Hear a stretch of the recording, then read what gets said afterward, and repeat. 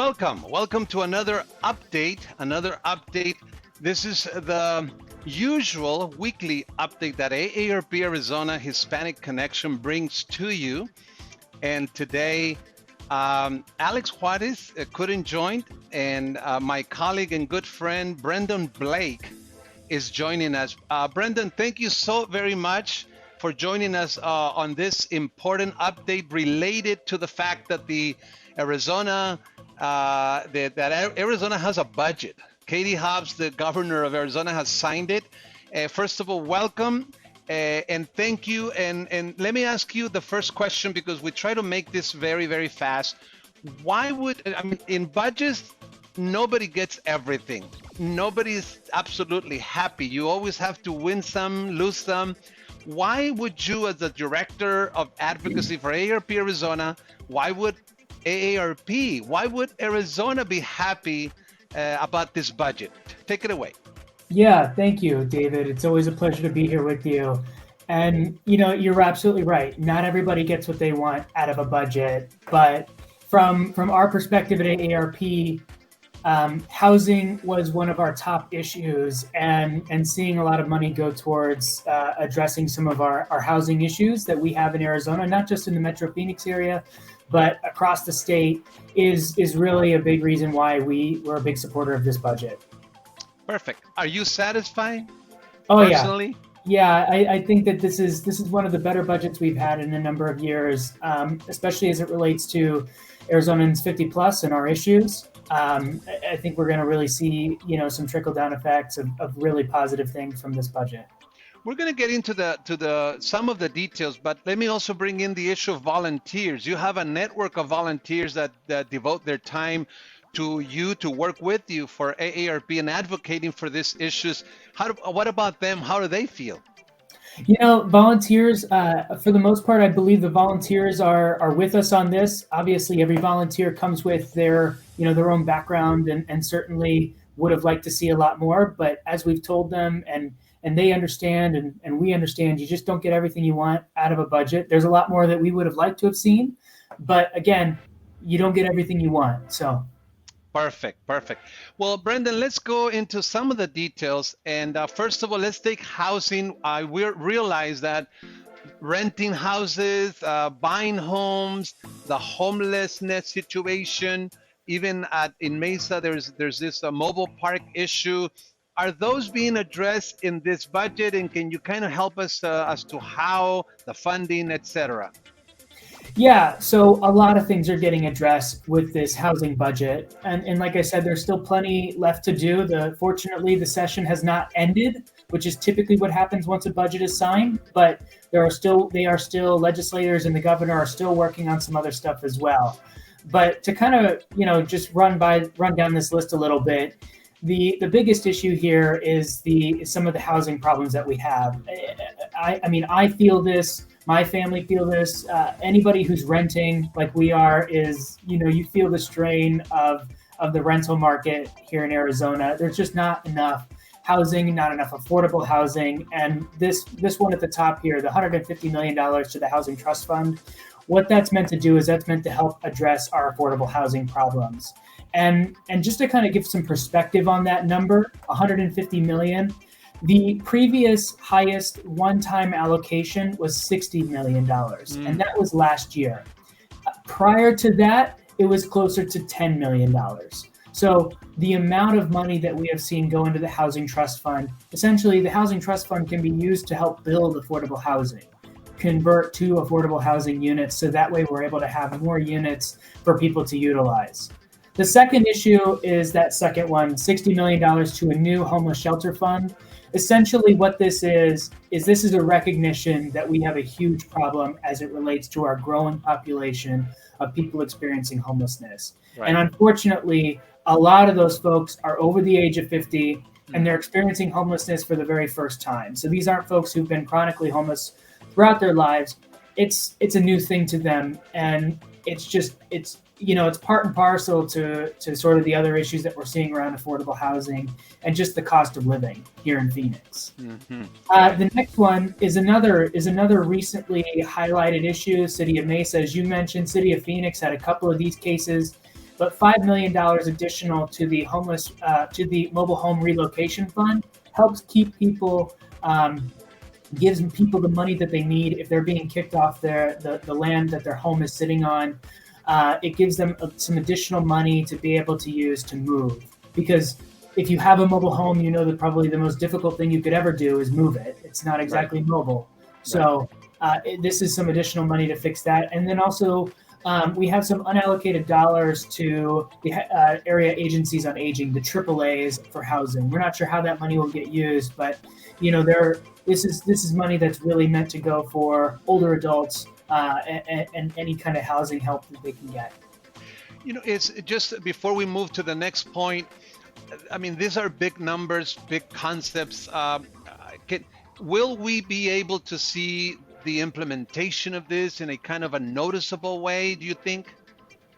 Yeah, this will be something that happens over time. The fortunate thing is for some of these other ones, the $5 million for the mobile home relocation fund, for the area agency and on aging, those things will be really tangible to folks who need it early on. The shelter fund, $20 million are actually getting allocated in 2023. Typically, the way the budgets work is that the money doesn't actually get spent until the year after. And so the fact that you're going to get 20 million of the 60 million, so a third of the dollars are going to get spent this year, really shows that, we'll see some improvements, hopefully, to our situation around people experiencing homelessness soon. Perfect. The housing trust fund dollars, those are ones that are going to be spent over the long term to help develop affordable housing. Great. Thanks so much. Let's move on just because we want to make this as brief as possible.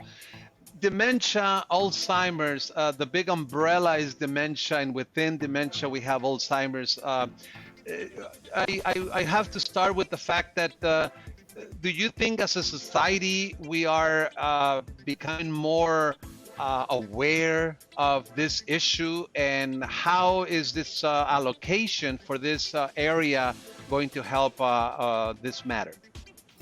Yeah, this is great. This is a great investment by the state. It's gonna be absolutely exponential in its implementation, and regardless of how much dollars are actually going to it. What we're seeing here is as you alluded to, we as a society are becoming so much more aware of dementia and its impacts on everybody. But not everybody is necessarily attuned to that. Not everybody who, if you're not tied to it, maybe you don't see it as much. This is going to help raise that awareness, especially in our rural communities. And so that way we can get a lot of money so that way we can raise awareness, have communities that can help you out, because if you've ever cared for somebody with dementia, it does take a community to care for that person. And this is going to help with that. Is it fair to say that by awareness it could be forums, conferences, that kind of activity to create the awareness? Yeah, it's very possible that kind of thing happens, certainly. Research? Yeah, we'll talk a little bit about research in a little bit, but yeah, I believe that some of this money will be able to be used for public awareness campaigns, so that way people can get really familiar, maybe recognizing the signs of dementia. If you come across somebody on the street and they may be lost, that kind of thing. Right. So we have a couple more bullet points, if you can cover them, again, also on the area of dementia. Yeah, of course. So this first bullet point here, this is something that, as was the last bill, something that we worked on with the Alzheimer's Association. Great credit to their work here and the legislators who had sponsored their bills, Representative Dunn and Senator Shope. What this one is this essentially raises the profile of dementia to the same as heart disease as the state. We are trying to create a state plan for dementia and have that implemented with these dollars. And the second bullet point there is Arizona's commitment to funding research to finding a cure or better treatments for Alzheimer's and dementia. It's a historic investment for the state. Great. So far, housing, dementia, big items for us at AARP. I mean, that we advocate a lot for these two programs.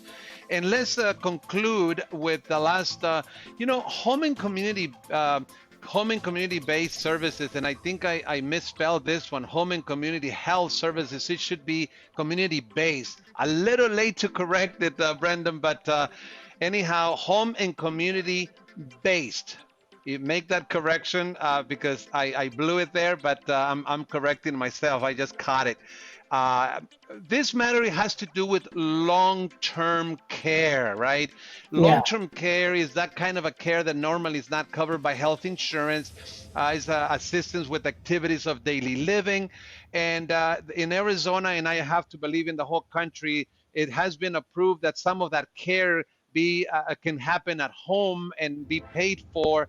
And there's a big push, I would say, over the past few years that, surveys show that people prefer to age in place, and the government has created the opportunities for that care to be offered at home. That's why it's called home and community based. What are we getting in the budget in this arena?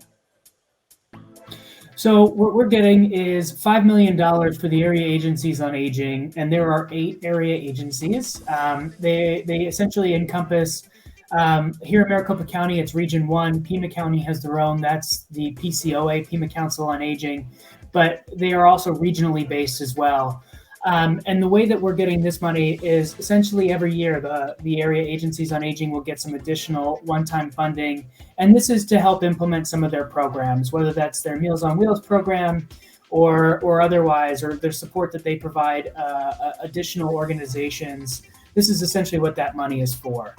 Perfect. Once again, Brendan, we just a little over 12 minutes. Not too bad, and you cover a lot of ground.